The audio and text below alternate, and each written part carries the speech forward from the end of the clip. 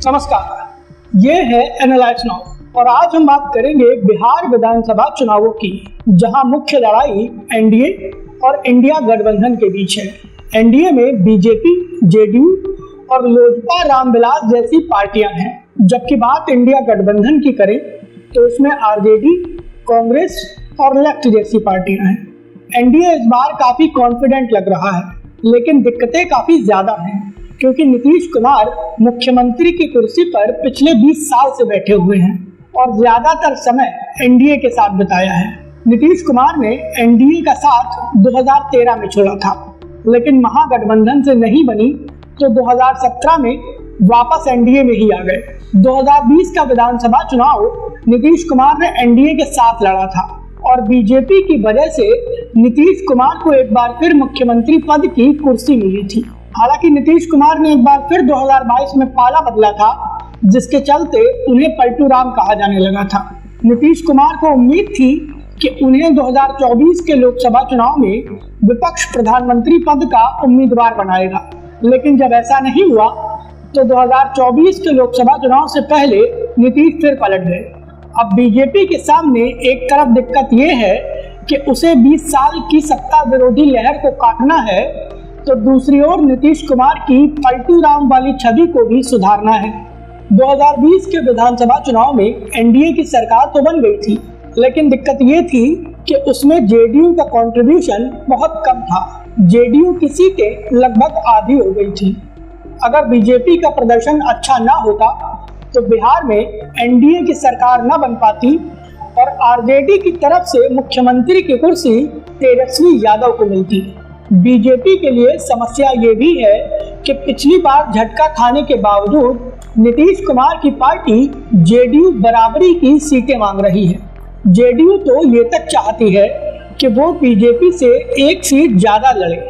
ऐसे में बीजेपी के सामने सीट शेयरिंग एक बड़ी चुनौती है और इसीलिए बीजेपी की प्लानिंग है कि उसको जो सीटें मिले वो उसकी पक्की हो।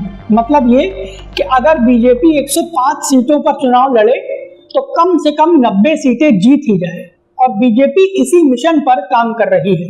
बीजेपी के प्रत्याशियों की जीत को लेकर संशय इस बात पर है कि एनडीए पिछले 20 साल से शासन में है और कई विधायकों के खिलाफ सत्ता विरोधी लहर है और बीजेपी सत्ता विरोधी लहर यानी एंटी इनकम्बेंसी को काटना चाहती है।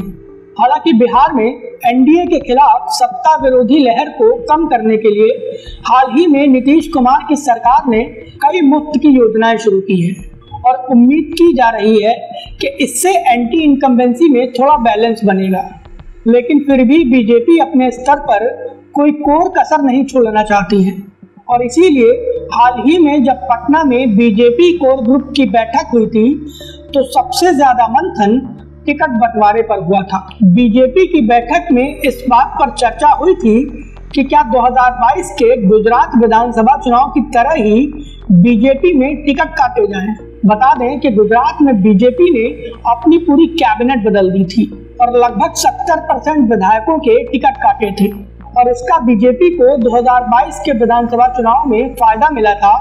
पार्टी की प्रचंड बहुमत की सरकार बनी थी, लेकिन बिहार में गुजरात वाला फॉर्मूला लगाना काफी मुश्किल है, क्योंकि इससे बीजेपी के अंदर टकराव हो सकता है। इंडियन एक्सप्रेस की एक रिपोर्ट बताती है कि बिहार में जब गुजरात वाला फॉर्मूला लागू करने की बात की गई तो बीजेपी के नेताओं ने इसका विरोध किया। बीजेपी के एक नेता ने कहा कि ये बिहार है, गुजरात नहीं। यहाँ पर वैसा कोई फॉर्मूला नहीं लग सकता, क्योंकि यहाँ पर गुजरात की तरह ऐसा नहीं है कि बीजेपी के पास नेताओं की कमी है। बीजेपी नेता ने कहा कि बिहार में बीजेपी के पास कई बड़े नेता हैं जिनकी नाराजगी बीजेपी को भारी पड़ सकती है। ऐसा नहीं है कि गुजरात का सीट शेयरिंग वाला फॉर्मूला हमेशा काम आए, क्योंकि 2023 के कर्नाटक विधानसभा चुनाव में बीजेपी को बड़ा झटका लगा था। बीजेपी ने विधानसभा चुनाव से पहले सत्ता विरोधी लहर को कम करने के लिए अपनी पूरी कैबिनेट बदल दी थी। कई मंत्रियों के इस्तीफे हुए थे, कई विधायकों के टिकट कटे थे और इसके चलते बीजेपी के अंदर नेताओं ने नाराजगी जताई थी। नतीजा ये हुआ था कि विधानसभा चुनाव से पहले पार्टी कई गुटों में बंट गई थी और इसके चलते विधानसभा चुनाव में पार्टी को एक बुरी हार का सामना करना पड़ा था। ऐसे में बिहार में टिकट बंटवारे को लेकर अगर बीजेपी गुजरात का फॉर्मूला लगाना चाहती है तो उसे बहुत फूंक फूंक कर कदम रखना होगा। देखना यह होगा कि इस मामले में मोदी शाह की टीम आखिरी निर्णय क्या लेती है। क्या बीजेपी बिहार में काया पलट करेगी या नहीं, इसको लेकर आपकी क्या राय है, प्लीज हमें हमारे कमेंट बॉक्स में जरूर बताएं। वीडियो पसंद आया हो तो प्लीज इसे लाइक करें और हमें सपोर्ट करने के लिए हमारे वीडियो को ज्यादा से ज्यादा शेयर करें।